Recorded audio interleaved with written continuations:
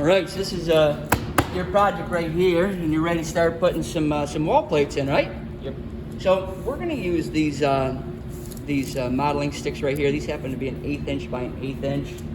And one thing that we're actually going to write on our board over here is we're going to write our scale, and we're also going to talk about a few other things related to this project. So I'm actually going to grab myself a stool right here, and if I look at the board, I can see that our scale, so we'll write scale right here.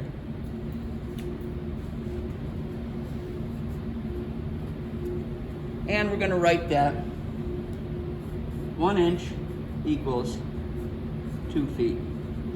Now, if you want, you could do it like this. You could write scale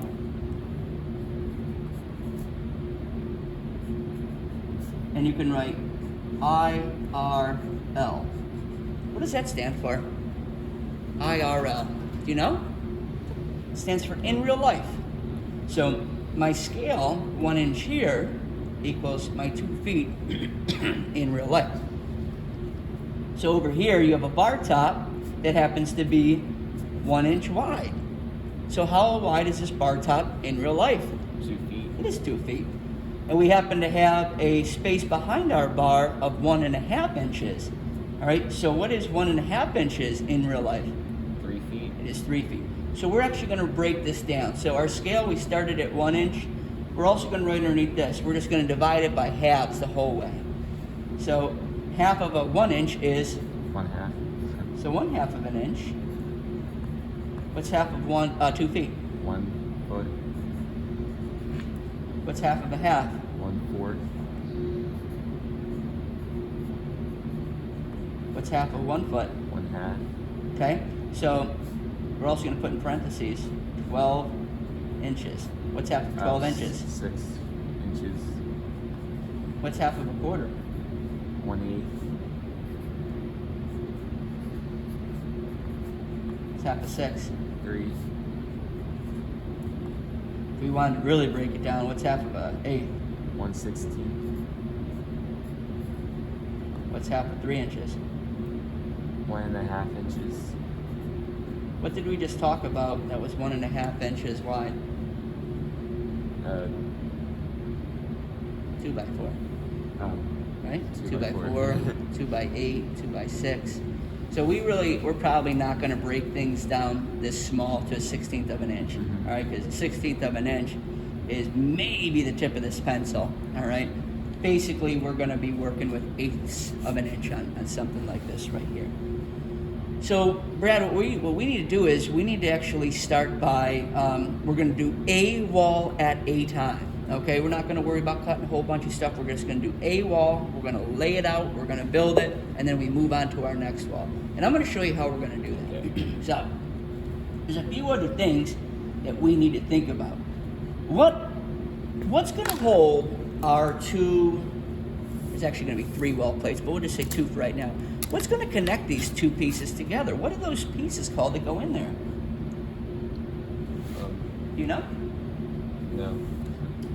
And it kind of looked like a King of the Castle type the deal. king. Oh, king stud. Okay. Stud. So we're going to call those, to break it down, we're going to call those studs, and we're going to call the jack studs, we're just going to call them jacks, and we're going to call the cripple studs cripples.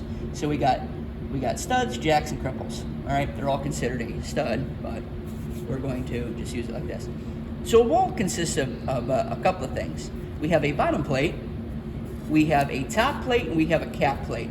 Now, the reason why there's 2 plates up at the top is so that they help stiffen it up. Why don't we need 2 plates at the bottom? What's that bottom going to be held in place by? Are we going to be just sitting it on the ground, or is it going to be fastened somehow? It's gonna be glued. Well, for this project, it's going to be glued. How about in real life? How could we fasten it to a floor? Screwed We could use screws. If we were Nails. building a house on top, so let's say we're sitting in your living room, and let's say you have carpets in your living room.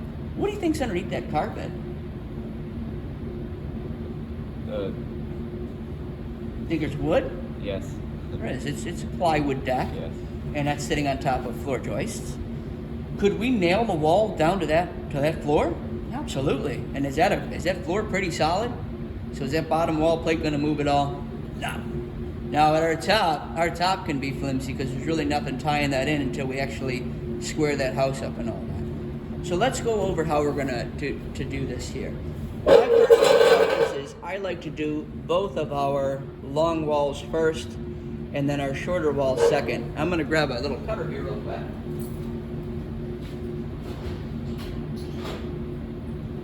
So for we're going to start with this bottom wall here. For this wall right here, here's what I like to do. I like to take it all the way out to that outside edge. Do we see a square down there? Yes. All right. And we're going to mark this wall out all the way down here. Now, I also know that this should be 20 inches. We're just going to confirm. Bingo was his name-o. I have a nice set of cutters right here. We're going to take these, put this right on this line. All right, and we're going to cut it.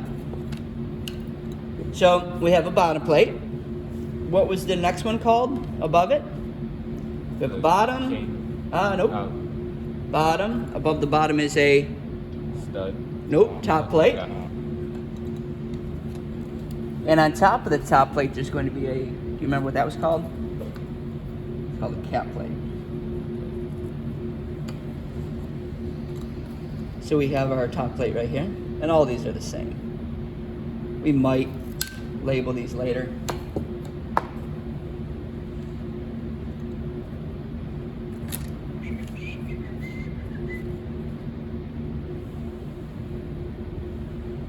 Now, for my cap plate, okay, my cap plate, since this bottom wall, since this bottom of our project, but since this outside wall right here, since our wall is going to go from outside here to outside here, all right, what do you think this short wall is going to be? Is this short wall going to be going from outside to outside? Where's it going to be going from? Inside to inside. It is going to be going inside to inside because we can't fit it outside to outside, right? It covers, it just doesn't fit. What we do want though is we want on these shorter walls right here, since we're going inside to inside on our top and bottom plate, our cap plate is actually going to go from outside to outside, overlapping and tying in those top plates. So we are going to cut our cap plate right here from inside to inside. We're 1/4 of an inch shorter.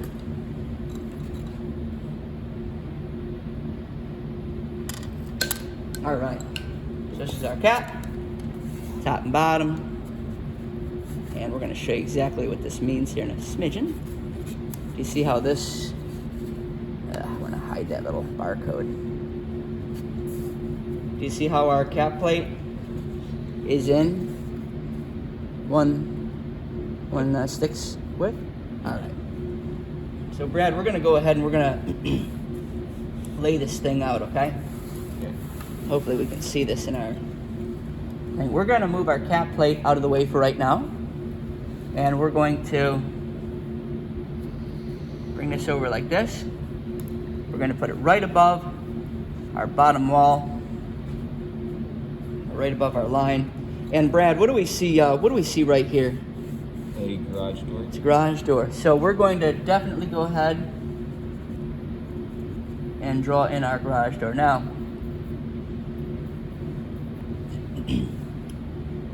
Brad, we talked about on the outside of a window frame or a door frame, we talked about having a special type of a stud.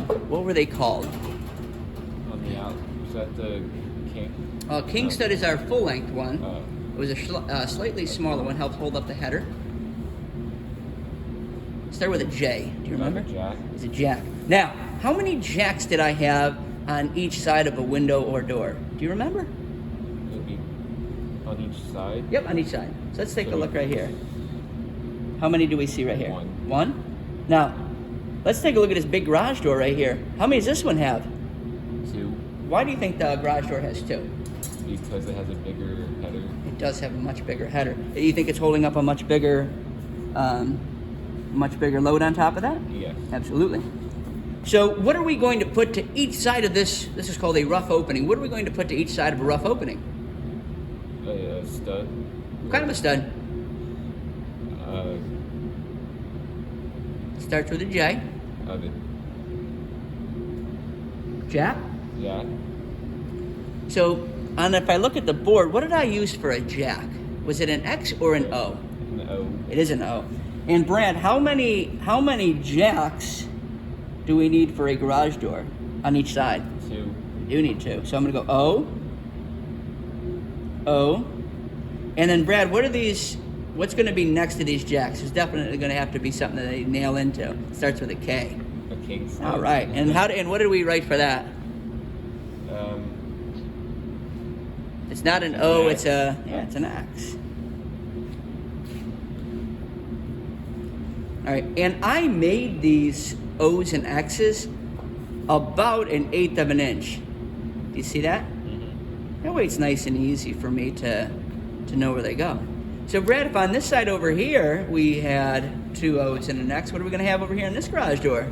2 O's and an X. You better believe it.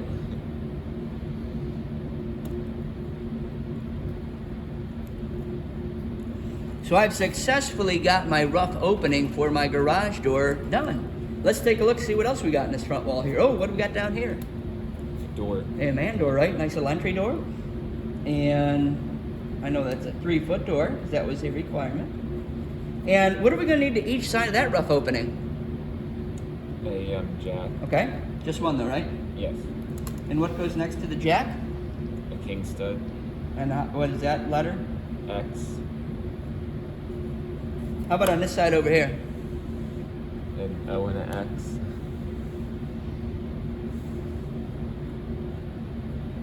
Why do we put them to the outside of the rough opening? What happened if I put them to the inside? Then your window wouldn't be. Wouldn't fit, would it? Wouldn't fit. We'd have to be tearing that wall apart, right? It gets pretty costly.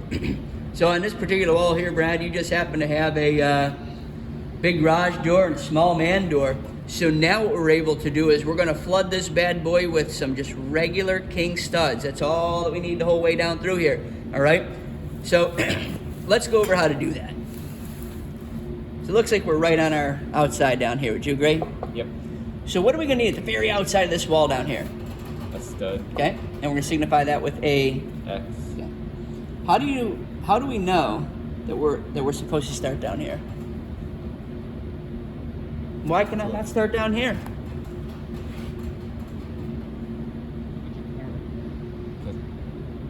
It's I don't know.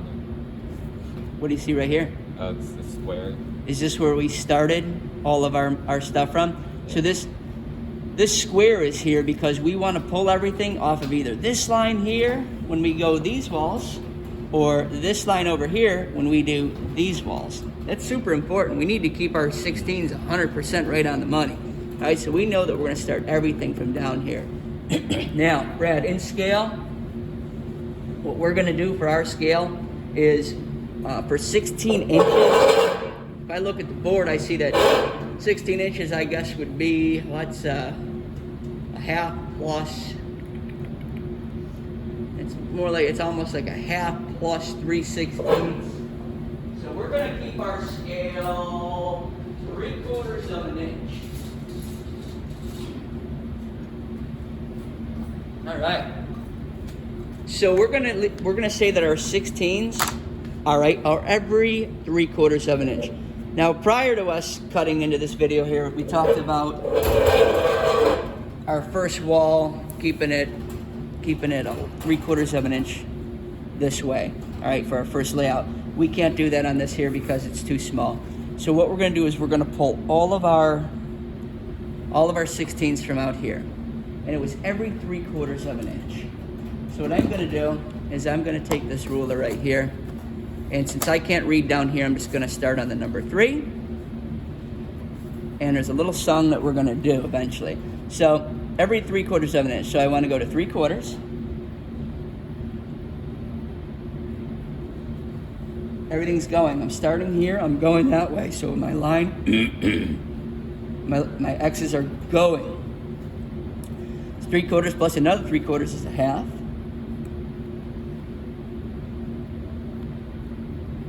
Plus another 3/4. Ooh, this just happens to be a 16 right here. Now, I'm just going to put a line right here. I'm not actually going to put an X because it's going to interfere with this.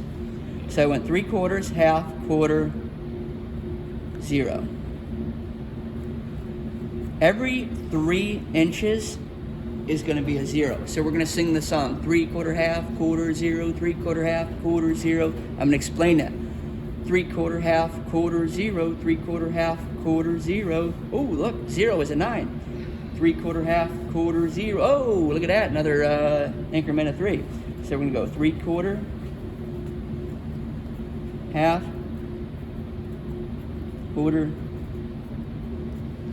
0. Now you might be saying, yo, Mr. Brown, what are you doing? We're putting layouts inside of a garage door opening. Don't worry about that. We're going to explain it a little bit later. 0. All right, 3/4, half, quarter, 0, 3/4, half, quarter, 0. All right, I'm going to let you try that. Now you got to definitely make sure that we're good and flush down here, right? Good and flush. Let's see here. All right, so that's our 0. So, yep, 3/4. You want to use this, or are you good? I'd use this. Yeah, okay, so pretty good. All right, so 3/4.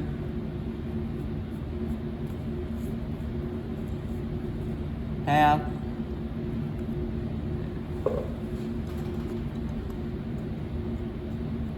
Quarter. So we happen to have a little line right there, so we're just going to go ahead and just draw a line. 0.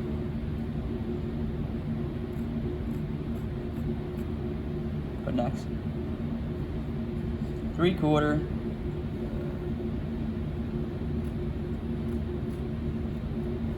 Half. Quarter. 0. 3/4. Half.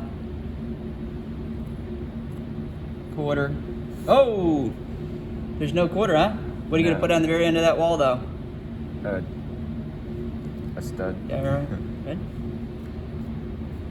All right, so we have successfully laid out our first wall. In our next video, what we're actually going to do is we're going to go over how to figure out what we want our stud length to be. We're also going to explain a little bit more about this cap plate in the next video. But I did want to show you guys a little bit about how to lay this out. There was a lot of information. It took us a little bit of time. Hopefully we explained it. Next video, we're going to actually be building it up.